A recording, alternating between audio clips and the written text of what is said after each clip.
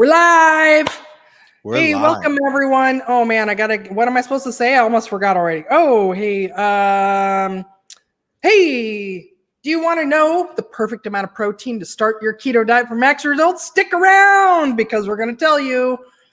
Welcome to Keto Chat Live. I am your host, Carole Freeman, board certified keto nutrition specialist. And I am Simon Kaufman, the ketogenic macro counter. How are you doing? I think that went very well. Okay, well, that went good. To this. Now, we're good. If you would share the medical disclaimer, because very important. We need to make sure that people know that this is just for entertainment. They're not supposed to actually take action on anything we're saying. You call this entertainment? No. We'll try.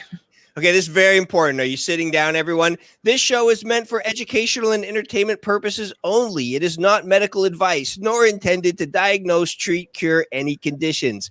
If you have any medical condition, illness, disease, or are taking any medications, please don't listen to us. For questions or concerns related to any medical conditions you have, please contact your medical professional.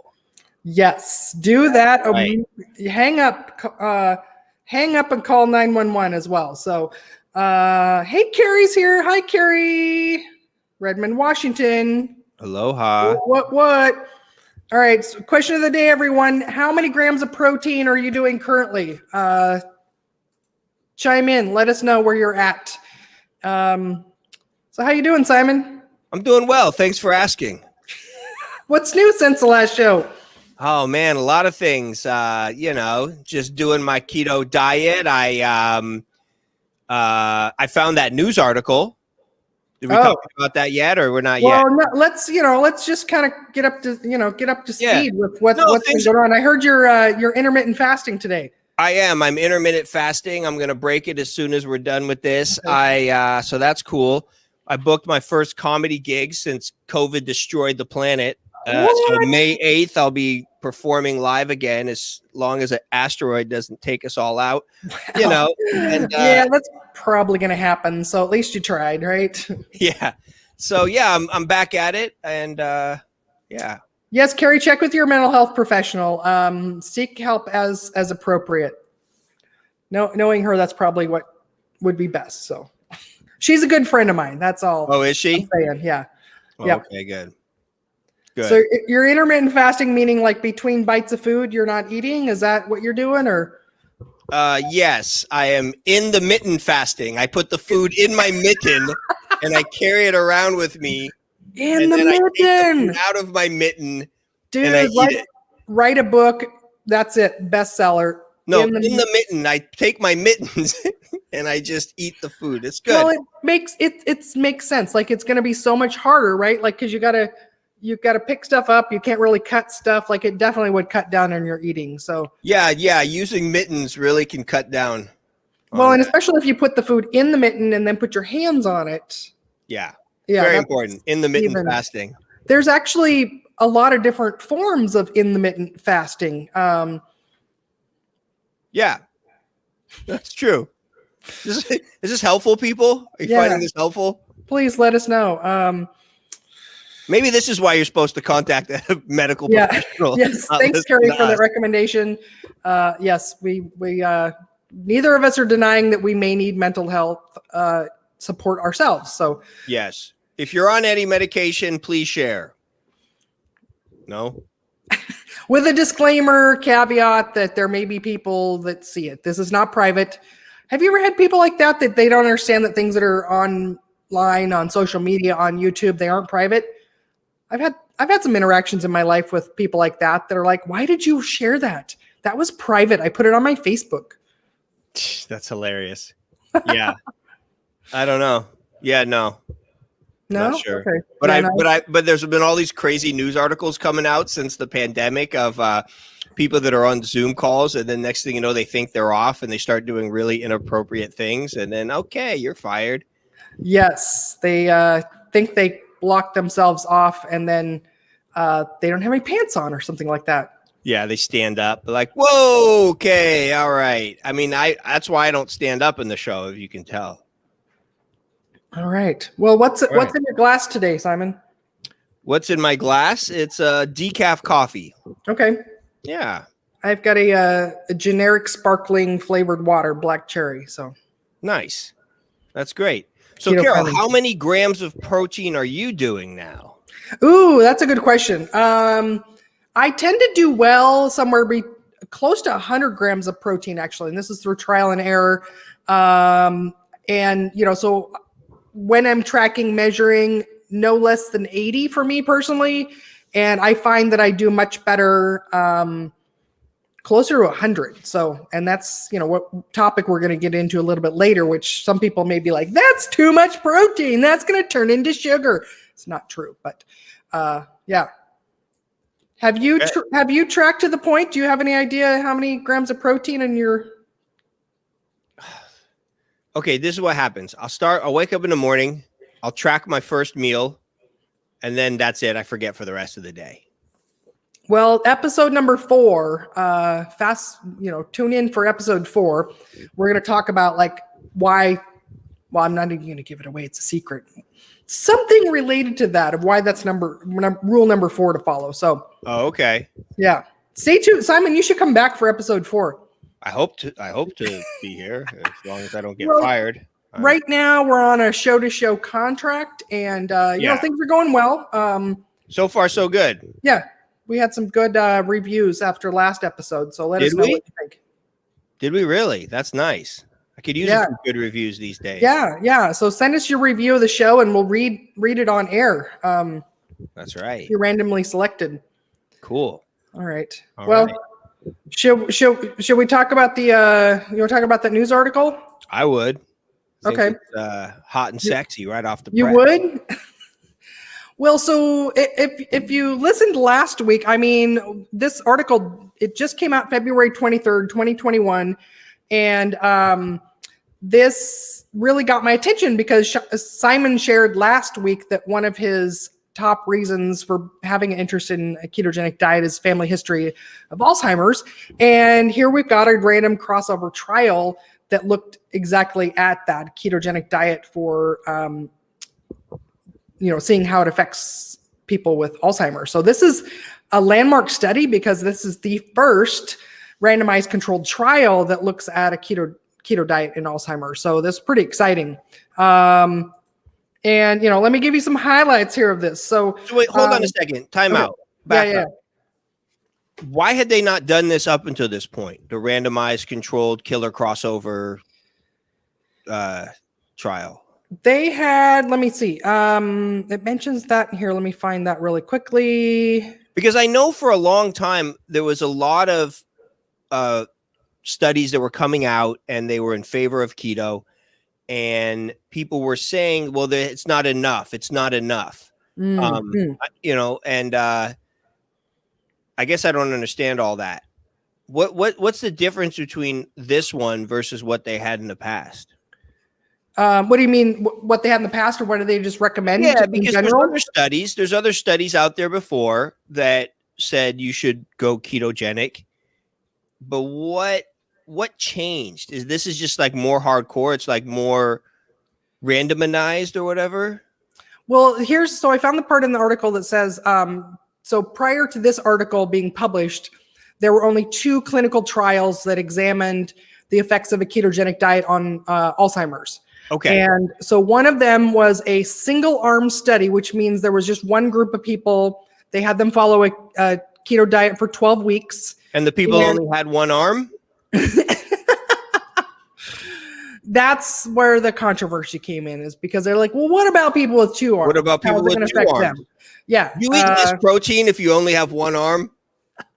Well, it's based on body weight. So yeah, probably. So that was the single arm. And now what? Well, so what people said, the problem with that one is there was no control. So it's hard to know exactly if the effects they saw would be true of other people or what. Sometimes I feel I have no control. All right, continue. Sorry. Well, in that single arm study, the people had improvements in their cognitive scores but again, the lack of a control meant that they couldn't rule out that the changes weren't from other factors, right? So, and that's the placebo, the control. yes, yeah. Got it.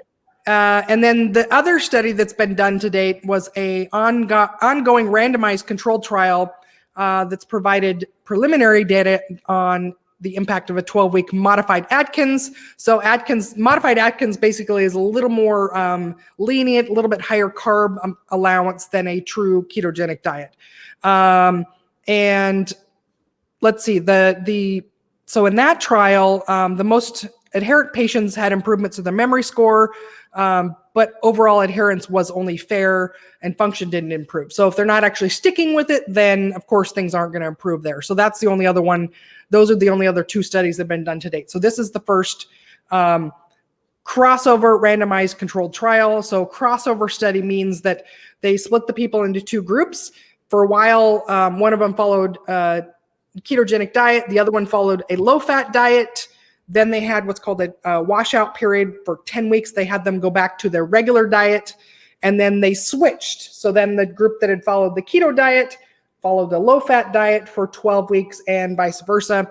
That way they served as their own control. So they could see the changes and the improvements or decline in each person, comparing the 2 diets to each person. So, and most people followed it, yeah? Yeah. So that was one of the things that was, the most remarkable about this study was adherence was really high, which means they were able to stick with it, as well as retention, meaning people didn't fall out of the study because they didn't, for whatever reason. And also it was safe. So there weren't any, bad health outcomes that happened as well. And this is really like what you're saying is the diet works better when you actually stick to it. Yeah. Okay, that's good. Everyone write that down. You have to actually do the diet for it to work. Yes, that's We're very helpful. It's a big thing when I run into people say like, oh, I tried keto, didn't work for me. And that's usually because they weren't actually doing it correctly. So that's part of why we're doing this 10-part series, to let people know here's the 10 things to follow to do it the right way. So I tried it in the morning, but by the afternoon, it didn't work for me. Yes. Yeah. And, so those factors of, the good things are really important, because a lot of the criticism of encouraging anyone to follow a keto diet for health improvements is that, well, it's too hard. It's nobody likes to eat that way. Oh, it's not safe. Bad things are going to happen. But this research study showed that none of those were true. So, and then everyone that was following a ketogenic diet, they had improvements in their activities of daily living, basically their ability to do their own just basic skills that we all need to do to take care of ourselves during the day. And also their quality of life improved as well. So pretty cool, very exciting. There's a book written by my friend Amy Berger. It's on the floor back there somewhere, called The Alzheimer's Antidote too. And she's got a lot more information about the other studies that have been done, but just the research in general. So, does Amy know that you put her book on the floor? It's not a religious text, and so it's probably she doesn't mind. Okay. There is a book called The Ketogenic Bible. I didn't put that on the floor, but no, never. No. Yeah. So just a little bit of background of like why this is helping and working is that it's, Alzheimer's or dementia has been called type 3 diabetes or diabetes of the brain. And imaging of the brain as well as tissue samples show that basically there's insulin resistance going on in the brain, and the cells are not able to get glucose, so their primary fuel. So the brain cells are starved of fuel and energy to do their functioning. And so ketones are an alternate fuel source that brain cells can use. And by eating a diet that promotes the production of ketones, it basically gives the brain a different fuel source that it's able to use. Wow. Okay. Yeah. But you have to stick to it. Well, yes. Okay. Maybe that's my problem. Maybe that's my problem. Yeah, and truthfully, that is, the biggest challenge of making dietary change is doing it in a way that you can stick with for the rest of your life. So anybody can follow anything for a short period of time, but figuring out the quality of life part of it and, the psychology side of why we eat what we eat is a big part of the work that I do. So great. All right. Yeah. So this is exciting.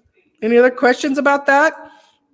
Who did the study? Was it a university or was it just some guys in a trailer? Like, it's Breaking Bad staff. That's who did it. No, is that it? Yeah. This was published in Alzheimer's Research Therapy, published February 23rd, 2021.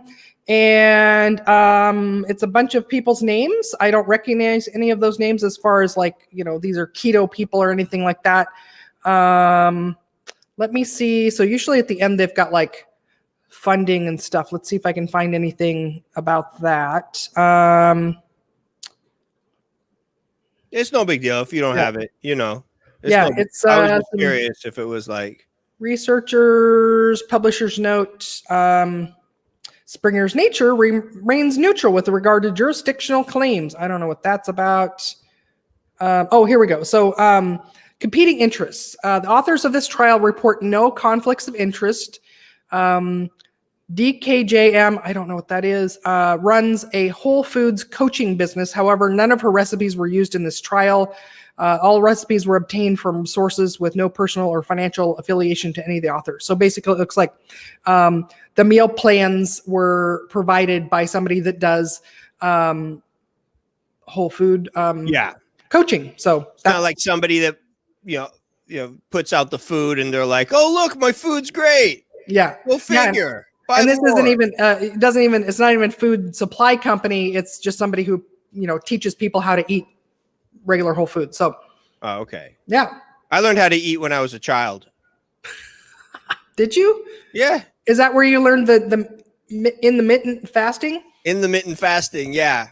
I still do it. I still pretend my pudding is an airplane and open wide. It's good. It just makes life fun. Yeah, you got to have fun and entertain yourself while you're eating. I mean, pudding gets pretty boring, so yeah. All right. It's called pudding boring. I mean, it's got so lack of texture. It's not keto, unless it is. Well, the most keto pudding that's out there is mayonnaise. Sure, and I've done that just late at night. My son's favorite kind of pudding is mayonnaise, actually. What, he just eats a thing of mayonnaise? Oh, he will. Yeah. No. Yeah. No. No. No. Yeah. He just eats mayonnaise out of the jar? Oh, he loves it. Oh, yeah. That can't be healthy. He's sick. He's sick. That's sick. That's sick. Yeah. The good news about if you just eat mayonnaise from the jar, at least you'll be alone. Nobody wants to be around you, so no one can say anything. I think he got it from my mother. She always loved mayonnaise as well. I don't get it. He didn't get it from me. Who raised you, Carole? Who raised me? Oh, who raised him? I didn't teach him about eating mayonnaise out of a jar. Wow. Okay. Yeah. Now we're a disclaimer. We're not advising that. Oh, okay. Yeah. This is good. This is informative. All right. What else we got? Well, you know what? Let's get on to the meat of this show. This episode is all about easy rule number 2, how to get started on keto or restarted for maximum results. And so today's topic is protein. Okay, this is such a controversial. Okay, so last week we talked about 20 grams of total carbs. Okay, not controversial, but also this protein episode, I know it's going to be controversial, but I promise you, I have studied this and I've implemented this in my clients for the last 6 years, hundreds and hundreds and hundreds of mostly women. And so I've studied the work of Dr. Ben Bickman, Volek and Finney, the Keto Gains guys. And so this is something that has evolved over the last 5 years, but it turns out that more protein is probably better. So there's a couple of different ways. Like I can tell people like a shortcut way of doing their protein. So pretty much, and we're talking about ketogenic diet in the context of weight loss and long-term fat loss. Okay, so let's just cover that first. We're not talking about keto for epilepsy or brain cancer or anything like that. This is just in the context of weight loss, sustainable weight loss. And 60 grams of protein, pretty much for everybody. Nobody should go less than that. So I kind of do like a quick and dirty, easy amount of protein for my women is somewhere between 60 to 80 grams. Like if they're doing that as a minimum, that's a really, really easy way of doing it. For people that like nerdy math equations, you can do, the equation that I learned in school, and this is just a generic way of calculating a human's protein needs, is that you convert your weight into kilograms. So move to Canada, or where else do they do the metric system first? That sounds communist. That's the first step. Move to Canada. Convert to kilograms, and then multiply that by 0.8. It's a range, okay? So 0.8 to 1.0. So basically, you can kind of start with a really, really easy way or not as easy as 60 to 80, but another easy way is just your weight in kilograms is how many grams of protein to aim for per day. Kitty wants to sit on my lap. Sure. And so for men, that's usually going to be a little higher because their body weight's a little bit higher. For the men that I work with, I usually have them, a very easy, simple way is start with between 80 to 100 grams of protein per day. And you go over? You can go over. That's the good news. Okay. So I used to teach this, which I was wrong. And we now know, especially with the work of Dr. Ben Bickman, is that in the context of low carb eating, we don't have to actually worry about getting too much protein. So you can find lots of information out there that's wrong out there, how if you eat too much protein, it just turns into glucose. And so you got to be really, really careful about your protein. It turns out that that's not the way that the body works. So we can turn protein into glucose, but it's only if we need to. If there's no other substrates around and we need to make some glucose, we can make it out of protein, but it's what's called demand driven. So if we need it, our body can make it, but it's not because there's extra sitting around that it just gets turned into glucose. Okay, so if you have enough ketones, it won't need glucose. Exactly. Yeah. And so our liver can make glucose out of, it actually can make it out of the backbone of fat, fatty acids, not fatty acids, but the backbone of fat. And it can make it from amino acids. And so it's not, and we only need a small amount of glucose in our blood when we've got ketones happening as well. So when you eat, let's say you ate 200 grams of protein in a day, Simon, your body's not going to go, well, that's too much protein, so I guess we're just going to have to turn it into glucose. It doesn't work that way. Your body will actually increase your metabolism and burn more of that as one of the benefits. And so not only do we not have to worry about going too high on protein, error on the side of more than less will actually give you a metabolic advantage. It actually takes more calories to process that extra protein than it does. So you're going to get actually to burn more calories the more protein you eat. Okay. Yeah. And in fact, this is a technique that bodybuilders have used for a long time to shred and get really lean, is they do something called protein sparing modified fasting, where they keep carbs fairly low. Protein ends up being their body weight in grams, not even kilograms. And then the fat they keep really, really low. So then it forces their body to burn their own fat. So we know, and people like Maria Emmerich have written a book about this, a keto cookbook about protein sparing modified fasting.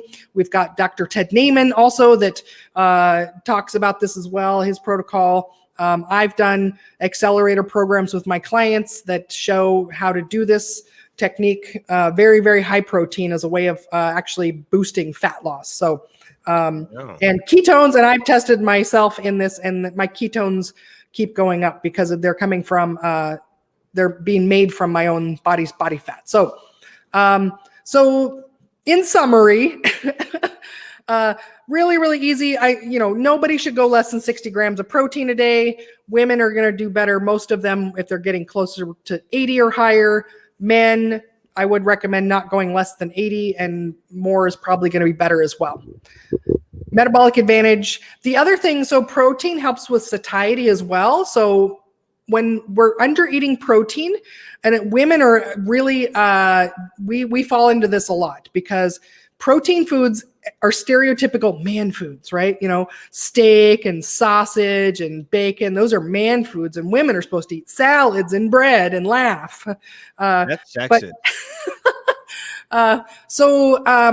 so when we're under eating protein, we actually crave carbohydrates a lot more because our body needs something to fill that void. So I've found over and over again, we're prioritizing protein. So at each meal, think about what protein food you're going to have first. Have an adequate portion. This means you're going to have to look up the portion size to get the right amount of grams of protein. But you're having that first. You're going to get a lot less cravings. You're going to have lower appetite than you would if you're having lower protein and higher carb intake or even higher fat. The other benefit of prioritizing protein is that protein foods are actually really rich in vitamins and minerals. They naturally contain rich sources of vitamins and minerals that are the type that our body is most easily able to digest and assimilate, absorb, and all that. So protein foods should be your friend. Nice. What's your favorite? Right. What's your favorite friend protein? Potato chips. No, I'm joking. Are you friends with cows? Is that an organization? Sounds like probably is somewhere out there. Come donate to Friends of Cows. No, I love corned beef. I mean, come on, like, yeah. You know, yesterday I was thinking about going for St. Patrick's Day to go get corned beef, but then I thought, like, then everyone's gonna be there, you know, at the Irish restaurant. So I might, but there's one near me that has a really good corned beef and cabbage. It's legit. Nice. Oh man, you make homemade corned beef too, right? Hey, for the right people. What's your secret? Would you like to be my homemade corned beef friend? No, I don't know. I just look online. I've had so what's the difference? I make it on the stovetop a lot, or I'll make it in a crock pot. What's the difference between corned beef and brisket? The cooking, the way you cook it, and prepare it. Corned beef is like pickled. Oh, okay. It's like marinated for days, or brined. No, you just hit it with a pickle. Okay. You hang it, and then someone comes by and just whacks it with a pickle. No, I don't know what pickle means, but no, it has to, brine, something like that. The way it's pickled and brined. And pickled usually means like a salty vinegary solution. Sure, that. Okay. That's what it is. Yeah. Have you ever even made it? Or you just like to eat it? I just wanted to impress you, Carole. I'm sorry. Write in, support Simon, everyone. He needs your love and approval now. It's true. So I like corned beef. Okay. Especially if it's really good. Especially if, like, I mean, there's some places in New York City. Oh my God. When I lived in the Lower East Side, there was this place. It was a hole in the wall. You would not ever think this would be a good restaurant. Like sawdust on the floor, guy in a counter. And it was the most delicious thing you've ever had. Sounds like a Seinfeld episode, right? Well, it was good. That's always the best food, is always a place you're like, oh God, I don't even know if they passed their health inspection here, but yeah, probably not. No. New York, they put your score out on the front of the restaurant. Oh yeah, nice. But if the food's good enough, you'll pass an F anyways, right? Like, they only got a D, but that pickle brine's gonna kill off all the germs anyways. DF. It reminds me of my school days. It makes me feel at home. It's good. Nice. So what else? All right.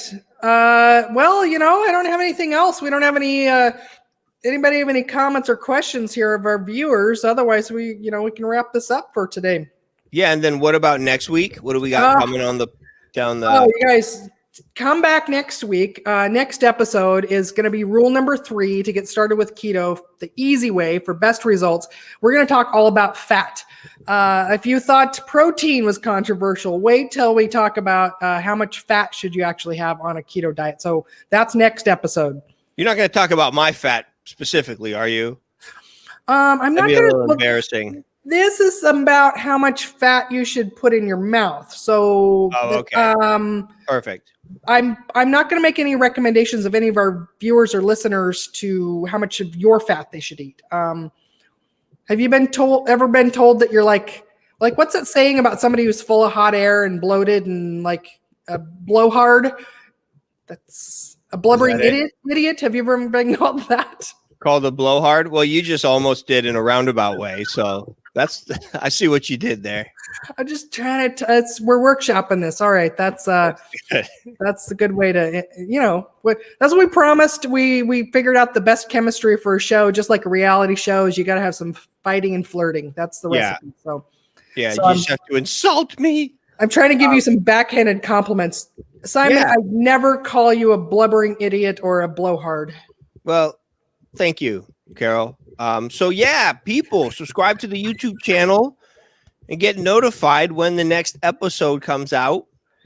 Oh, well, and let me summarize too. So today I talked all about protein, really quick, down and dirty. Don't go below 60. Somewhere 80 or 100 is probably better for you. Lots of reasons why. If you forgot, well, rewind and listen to this again.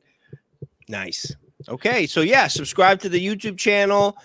Check it out. You'll get notified when things drop. You can check us out live, 5 p.m. every Thursday Pacific. All right. Hey, thanks for listening. Thanks for watching, everyone. We'll see you next time. Bye.